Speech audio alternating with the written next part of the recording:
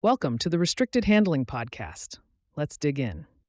Here's what's been going on in Russia in the last 24 hours. First, on Geneva. Earlier this week, we talked about how this round of talks wrapped quickly. No handshake moment, no big territorial movement. That hasn't changed. But here's the update. Multiple European intelligence services are now publicly signaling that they do not believe Moscow is negotiating toward a near-term settlement. That's not cable news chatter. That's European intelligence chiefs telling Reuters that Vladimir Putin's core objectives remain intact: removal of Volodymyr Zelensky, enforced Ukrainian neutrality, and structural changes to NATO's posture in Europe. So if yesterday felt like stalemate, today feels like confirmation that the stalemate might be deliberate. Sergei Lavrov reiterated on February 18th that recognition of Russia's annexations, Luhansk, Donetsk, Zaporizhia, Kherson, is non-negotiable, and he's still tying everything back to NATO expansion like it's December 2021 again. Same script, same grievances, different calendar year. Now here's where it gets interesting. While the war track is frozen, the business track is moving. Kirill Dmitriev, who runs Russia's direct investment fund, floated a $14 trillion figure for potential U.S.-Russia projects if sanctions are lifted and peace materializes. 14 trillion. That's not a typo. That's the kind of number you throw out when you're trying to get someone's attention across the ocean. And in parallel, a Texas-based investor with ties to the Trump orbit signed a preliminary LNG cooperation agreement last fall with Novatek's Leonid Mikkelsen. It's early stage, heavily conditional, and requires government approvals, but it shows what Moscow is doing. Two tracks: war on one side, energy deals and Arctic LNG dreams on the other. If you've ever watched a poker player smile while pushing chips in with a weak hand, that's the vibe. Domestically in the U.S., there's also subtle pressure building. President Trump has urged Ukraine to move quickly.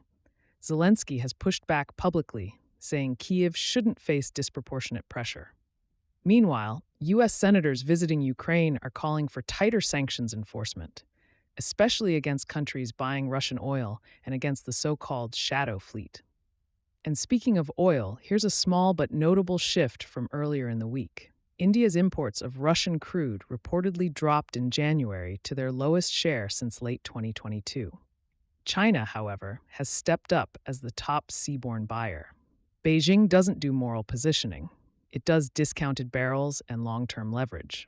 That's not new. That's just China being China. Now let's pivot to the battlefield, but we'll keep it strategic. Russia gained roughly 127 square miles over the past month. That's measurable. But after nearly 4 years, it's incremental. In some sectors this week, Ukrainian forces even clawed back small pockets of ground. No dramatic breakthroughs, no armored thunder runs, just steady pressure, counterpressure, and villages changing hands by meters. The bigger shift, tactically, is drones. And this is an update layered on top of what we discussed yesterday about Starlink friction. Ukrainian forces are expanding what they call kill zones, dozens of kilometers into Russian rear areas. They're using fiber optic drones that don't care about electronic jamming the way older systems did. Russian units, meanwhile, have adapted Geran 2 drones into airborne relays, basically flying Wi-Fi towers that release first-person view drones closer to target areas. It's innovation under fire, brutal, fast, iterative. And Ukraine is still striking inside Russia. On the night of February 18th into the 19th, Ukrainian drones hit an oil depot in Pskov Oblast, fire at an oil tank. This isn't symbolic. It's targeting the war economy. We've also seen previous strikes on bomber bases and energy infrastructure. Moscow acknowledges some damage, downplays the rest. That pattern remains consistent. Now let's talk about something that should make anyone uncomfortable. Zaporizhia nuclear power plant. As of this week, it's operating on a single remaining external power line. The Ferosplavna 1 backup line went down on February 10th. The plant isn't generating electricity, but it needs power to cool nuclear material. The IAEA says access is restricted, and they're trying to determine the extent of damage. 6 reactors, 1 external line, in a war zone. That's not the plot of a thriller. That's current reality. Zooming out further, European intelligence, specifically Dutch services, released a joint warning that Russia is accelerating preparations for potential conflict with NATO. They're not saying war is imminent. They are saying Russia is building capacity quickly while expanding hybrid operations across Europe. Cyber attacks, sabotage prep, influence campaigns. The phrase they use is the gray zone between peace and war. If you've studied Soviet doctrine or modern Russian military writings, that concept isn't surprising. Test thresholds, probe boundaries, escalate just below the line. Inside Russia, the system is tightening. Courts have nationalized assets from current and former State Duma deputies, hundreds of properties and enterprises worth billions of rubles, officially anti-corruption, practically also consolidation.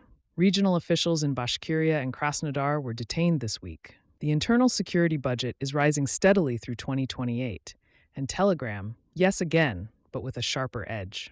The FSB chief publicly accused Pavel Durov of enabling terrorism and criminal activity. Regulators are throttling Telegram's functionality while promoting a state-backed alternative called Max. Telegram denies encryption breaches and says the government is trying to force users into a more surveilled ecosystem. And here's the awkward detail. Russian soldiers rely heavily on Telegram for communication. So this isn't just about bloggers and influencers, it's about the operational bloodstream of a country at war. Now back to Ukraine's industrial capacity. Kyiv says its defense production has grown 50-fold since 2022 and now covers more than half of its military needs. This week, it approved wartime export licenses that could reach several $billion in 2026. Some of those relate to the Franken-Sam program, combining Soviet-era launchers with Western missiles. That's not just self-sufficiency. That's positioning for long-term industrial integration with Europe. Speaking of Europe, Sweden just pledged another $1.4 billion in military aid, air defense, long-range systems, drones. And the 5 largest European defense powers, France, Germany, Italy, Poland, and the UK, are launching a joint initiative focused on autonomous drones and low-cost interceptors. If the early phase of this war exposed Europe's dependency, this phase is about adaptation. Financially, the IMF is reviewing an $8.1 billion program for Ukraine. Kyiv faces a projected $140 billion budget shortfall in coming years. Growth is expected under 2% in 2025. The economy is functioning, but under strain. And just to remind everyone, this is not a single theater world.